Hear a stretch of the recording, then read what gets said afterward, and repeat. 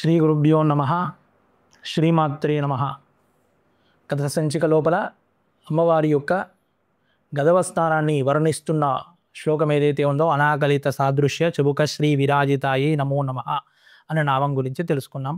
ఆ తర్వాత వాగ్భవస్థానానికి చివరిది అని కంఠస్థానం లోపల ఉన్న శ్లోకం ఏదైతే ఉందో దాని గురించి తెలుసుకుందాం. ఇక్కడ ఏమంటున్నారు? కామేశ బద్ధ మాంగళ్య సూత్ర శోభిత కందరాయై నమో నమ.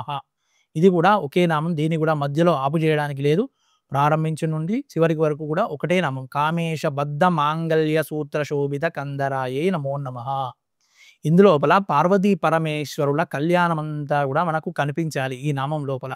ఎందుకంటే అమ్మవారి మెడభాగం ఏ విధంగా శోభిల్లుతుందట అంటే పరమేశ్వరుడు కామేశ్వరుడు కట్టిన మంగళ సూత్రం చేత చక్కగా శోభిల్లుతూ కనబడుతున్నది అని అర్థం. దీని లోపల అమ్మవారి యొక్క మంగళ సూత్రానికి సంబంధించిన వర్ణ కామేశ బద్ధ మాంగళ్య సూత్ర శోభిత కందరము. కందరము అంటే ఈ మెడభాగాన్ని కందరము అని అంటారు. ఆ మెడభాగం ఏ విధంగా శోభిల్లుతుంది? మంగళ సూత్రం చేత శోభిల్లుతుంది. స్త్రీకి మొట్టమొదటి ముత్తైదువుకు మొట్టమొదటి ప్రధానమైన ఆభరణము ఈ మంగళ సూత్రము.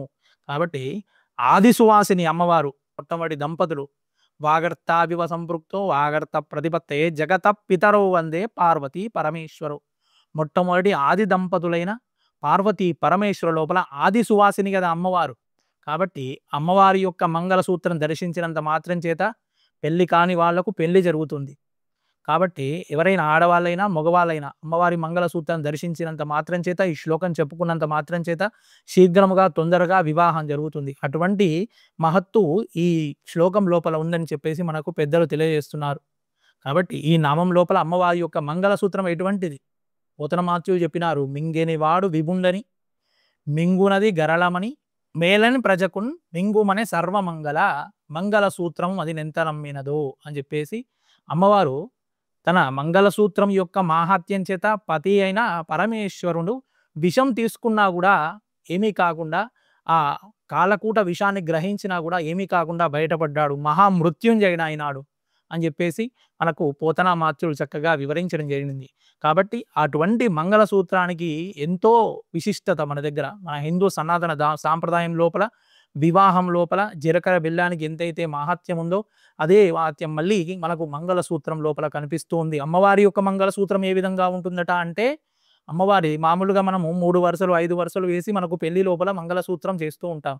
అమ్మవారి దగ్గరికి వచ్చేసరికి అమ్మవారికి 9 9లుగా 3 వరుసలు చేశారంటే 9 × 3 27 వరుసాల దారాన్ని చక్కగా అల్లి దాని లోపల మంగళసూత్రాన్ని ఎక్కించి చక్కగా శివుడి చేత మంగళసూత్రం అనేది కట్టబడింది అమ్మవారి కందరం లోపల. 27 సంఖ్య.